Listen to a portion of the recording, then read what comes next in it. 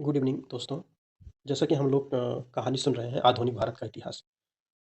हम देखेंगे थोड़ा आधुनिक भारत के इतिहास में हम पढ़ रहे हैं कि बंगाल के गवर्नर जनरल कौन-कौन थे। और आप देखोगे कि 1773 से 1833 तक हमने बात कर लिया था कि ये हमारे गवर्नर जनरल इस पीरियड में रहे हैं। इसी कड़ी को और हम आगे बढ़ा दिए थे लॉर्ड कॉर्नवालिस तक। और ये लॉर्ड वेलेस्ली तक 1798 से 1805 तक।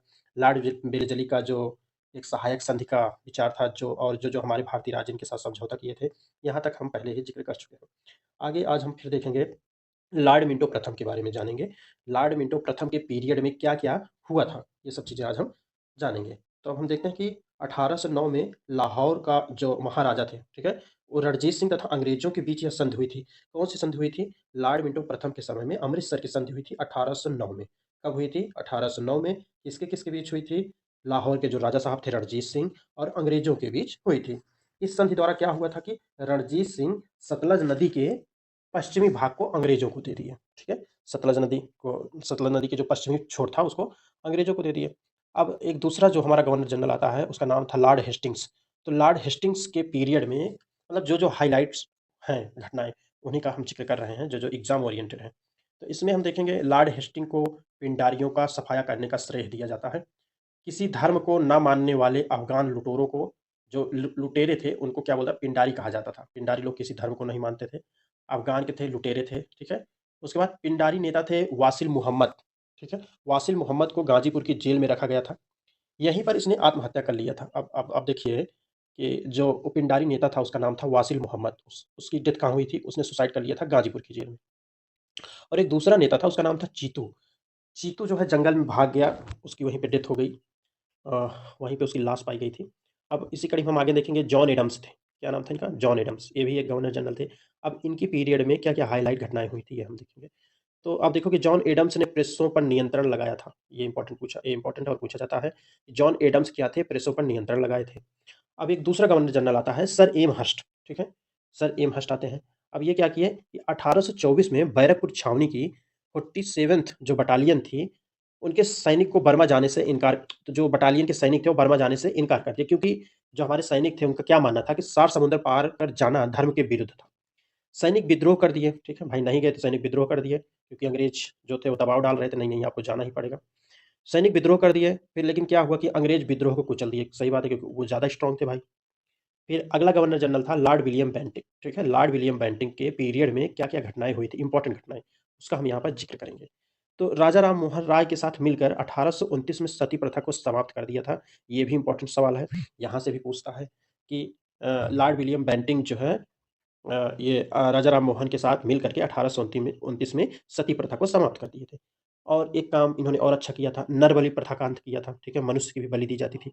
देवी-देवताओं को प्रसन्न करने के लिए पशुओं की जगह मानव की बलि दे दी जाती थी। इस प्रथा का अंत भी इन्हीं के पीरियड में हुआ। फिर एक और घटना इम्पोर्टेंट हुई इनके साथ, ठगी प्रथा का अंत भी इन्होंने कर दिया भाई, ठीक है? किसी को कोई ठग नहीं सकता, ठीक है? फिर अगली एक घटना जो हुई महत्वपूर्ण, सरकारी भर्तियों में बेंटिंग योग्यता को निर्धारित किया था। 1833 में कलकत्ता में मेडिकल कॉलेज की स्थापना कराया था।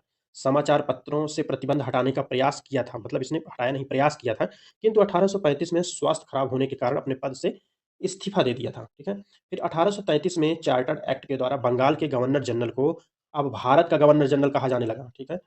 या बना दिया गया। तो अब आपसे पूछता है कि किस चार्टर एक्ट के तहत बंगाल के गवर्नर को भारत का गवर्नर जनरल कहा जाने लगा? बंगाल के गवर्नर जनरल को भारत का गवर्नर जनरल कहा जाने लगा। तो आपका आंसर हो जाएगा 1833 चार्टर एक्ट, ठीक है? अब ये यहाँ पे देखिए एक सवाल आपको मिल गया कि भारत का प्रथम गवर्नर जनरल कौन था? तो आप बोलोगे लॉर्ड विलियम बेंटिंक थे। और अगर कहें कि बंगाल का अंतिम गवर्नर जनरल कौन था? तो आपका आंसर हो जाएगा लॉर्ड विलियम बेंटिक, ठीक है? बंगाल का गवर्नर जनरल अंतिम लॉर्ड विलियम बेंटिक। भारत का गवर्नर जनरल प्रथम लॉर्ड विलियम बेंटिक, ठीक? क्योंकि जो लास्ट में गवर्नर जनरल था उसी को 1833 चार्टर एक्ट के तहत भारत का कहा जाने लगा कि अब आप पूरे भारत के गवर्नर जनरल हो गए।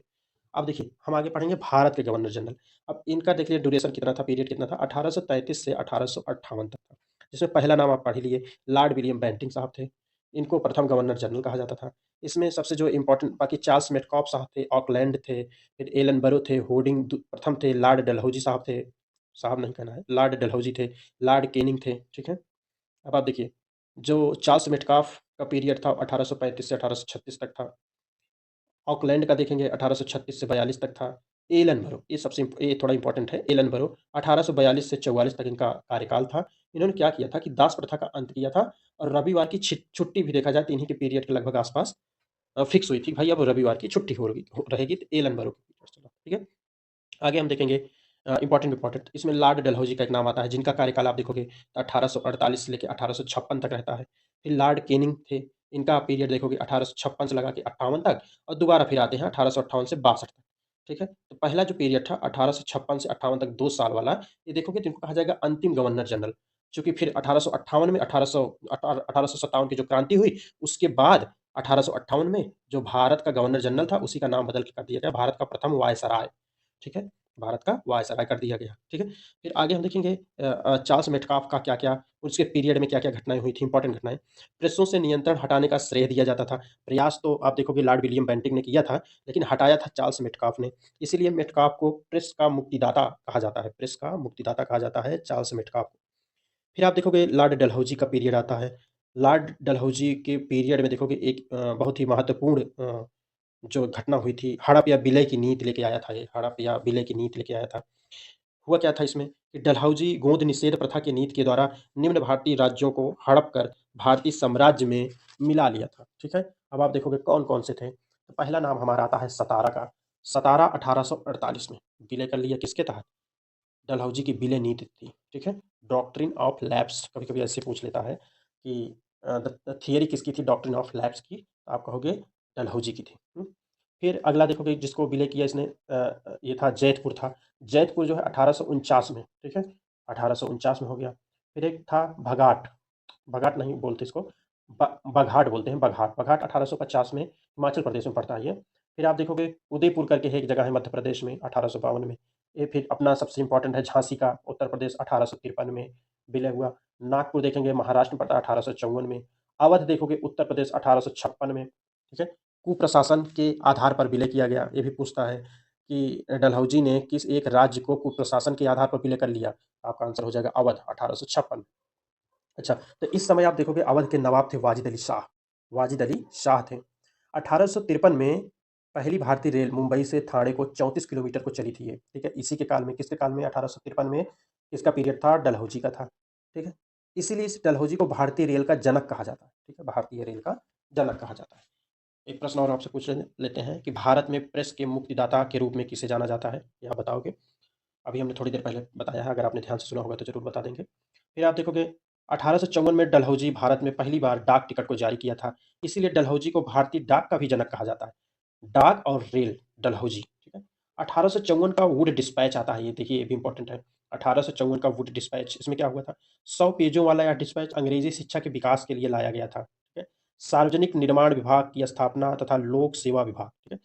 ये और आप फिर इनका देखोगे लॉर्ड कैनिंग का पीरियड शुरू होता है। लॉर्ड कैनिंग के पीरियड में क्या हुआ? 1856 में विधवा पुनर्विवाह एक्ट लागू हुआ, ठीक है, लॉर्ड कैनिंग के समय में।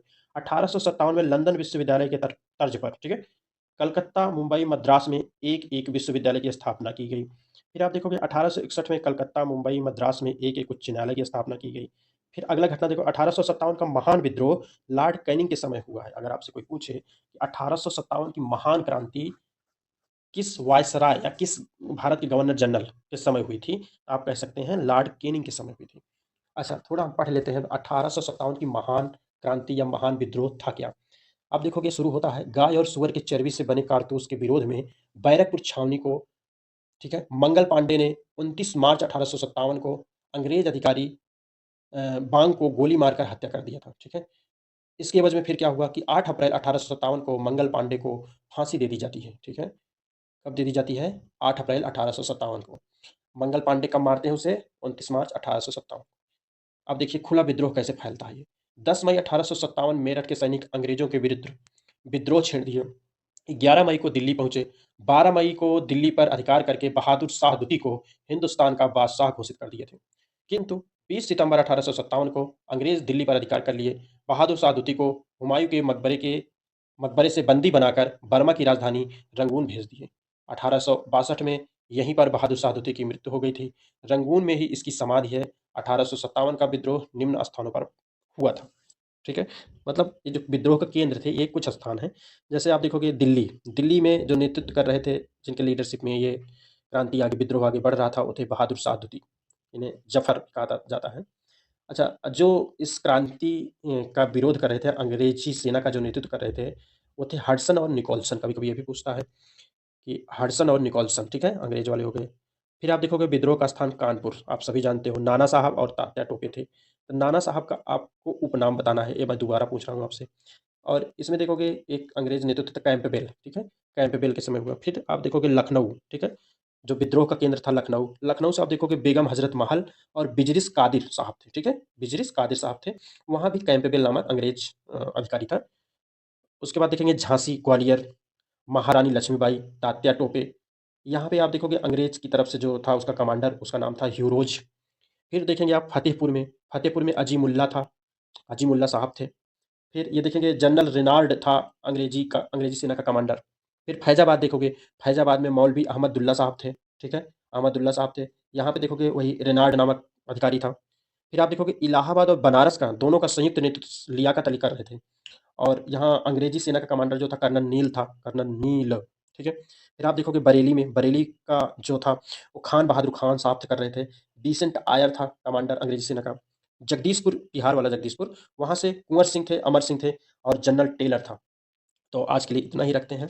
आप इसको एक बार रिपीट करिए, बार-बार सुनेंगे तो आपको जल्दी याद होगा और एक बार सुनने के बाद कुछ लिखने की कोशिश करिए तो और अच्छे से आपको याद हो जाएगा। तो इसमें से हम आपसे कुछ प्रश्न पूछ लेते हैं। जैसे आपको बताना है सतारा का विलय कब हुआ था? फिर आपको बताना है झांसी का विलय कब हुआ था? फिर आपको बताना है अवध का विलय कब हुआ था? उसके बाद एक और आपको बताना है कि 1857 की जो क्रांति हुई थी उस समय भारत का गवर्नर जनरल कौन था? ठीक है? ये आपको बताना है। उसके बाद आप देखिए एक प्रश्न और है आपके लिए। आपको बताना है कि लखनऊ जो विद्रोह का केंद्र रहा है 1857 का, उसका नेतृत्व कौन लोग कर रहे थे? ठीक है? और फैज़ाबाद से कौन लोग कर रहे थे? ठीक, ये इतने प्रश्न का जवाब आप दीजिएगा। आज के लिए इतना ही रखते हैं। Thank you, good night, bye.